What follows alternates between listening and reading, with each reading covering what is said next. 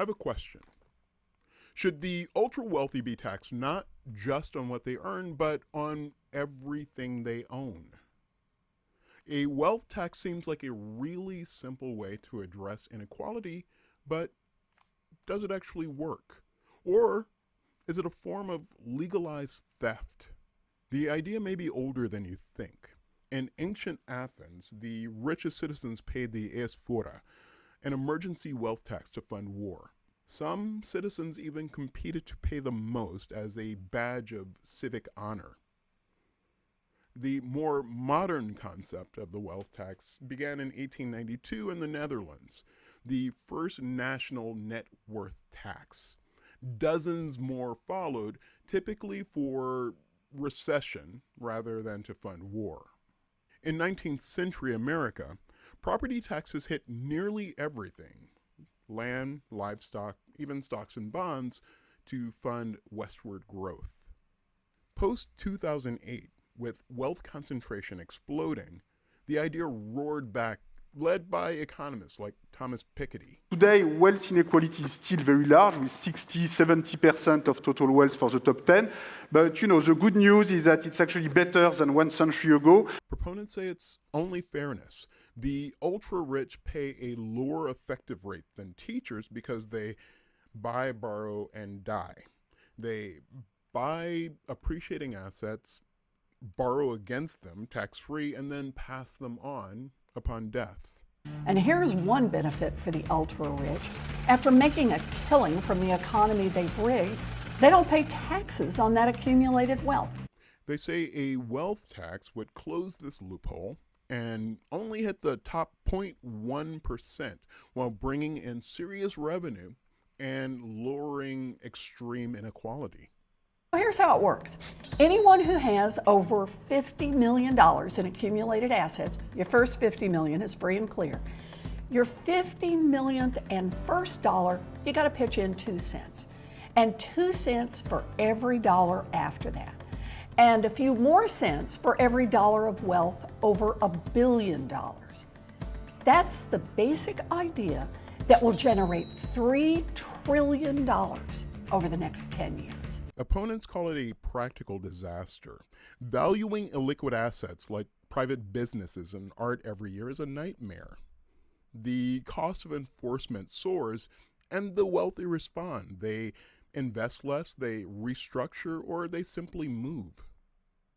A wealth tax, on the other hand, taxes the same pot of money every year, meaning that over time it becomes smaller and smaller. It's essentially a tax on large savings, the money that investors and entrepreneurs rely on to start new businesses. Despite the tendency of politicians like Bernie Sanders to hold up Denmark and Sweden as paragons of democratic socialism that the US should emulate, the reality is that both nixed their wealth taxes in the 1990s because too many rich citizens were pulling their money out of the country. This capital flight resulted in lower rates of entrepreneurship and relative economic stagnation. Not only did the wealth tax hurt the economy, it didn't even raise the money it was supposed to. Most nations that tried a wealth tax repealed it. Revenue was low, and it's double taxation.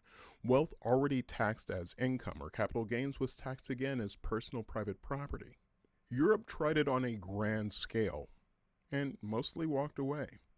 Spain, Switzerland, Norway still have a version, but yields are modest, and billionaire and millionaire migration is a real thing. Closer to home, some states are testing the waters. In California, they are debating a billionaire tax. The fine print says they can lower that threshold at any time with no additional permission from voters.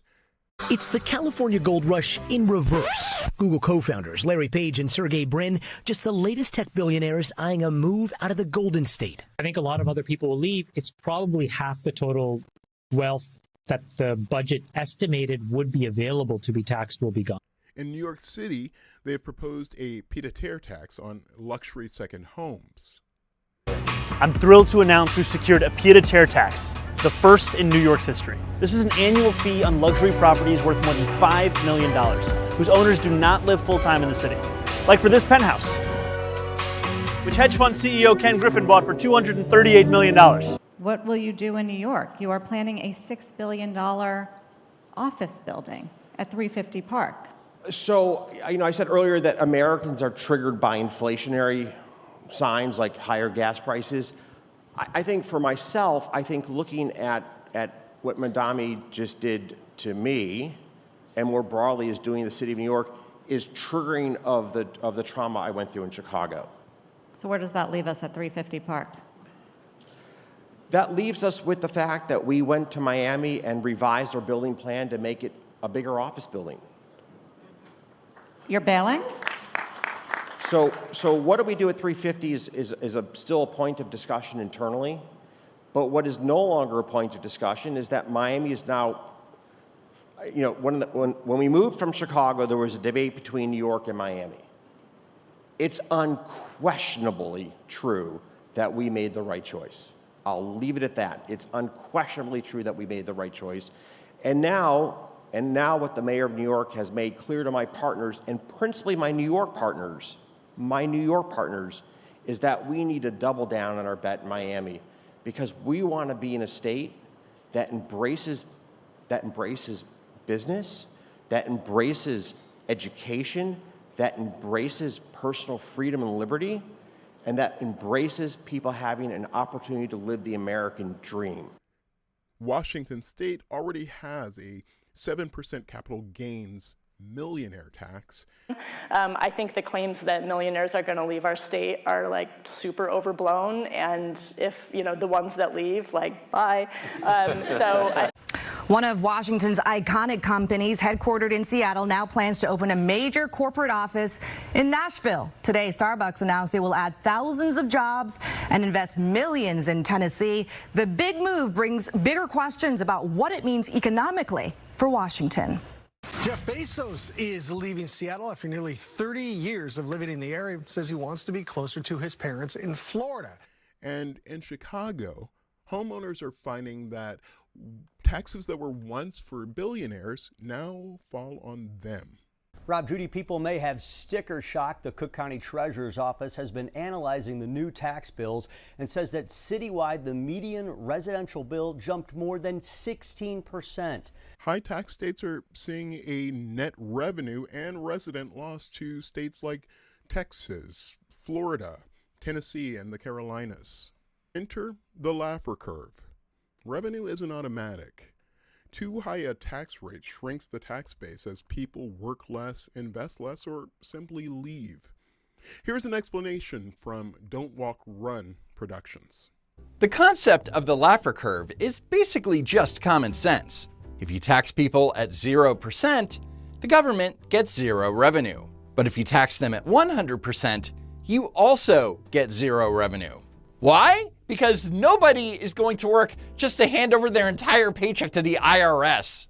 The Laffer curve simply says that there is a revenue peak. One can argue what that optimal peak should be, but if tax rates are below that peak, raising them brings in more money. But if you push rates past that peak, taxes become so punishing that people will stop working, stop investing, or just pack up and leave.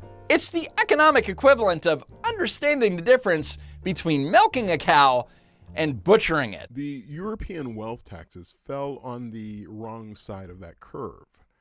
Contrast that with the 2017 Tax Cuts and Jobs Act.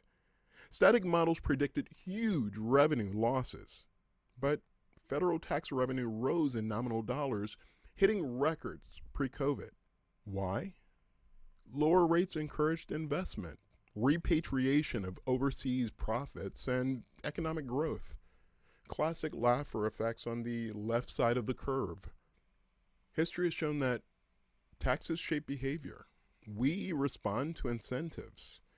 A wealth tax promises fairness, but often delivers low revenue, higher costs, and capital flight. This debate is not going away anytime soon, but what do you think? Do wealth taxes actually address economic inequality, or are they a form of legalized theft incentivized by a resentment of success? Drop your take below, and please like and subscribe to receive more content like this in the future. Thank you.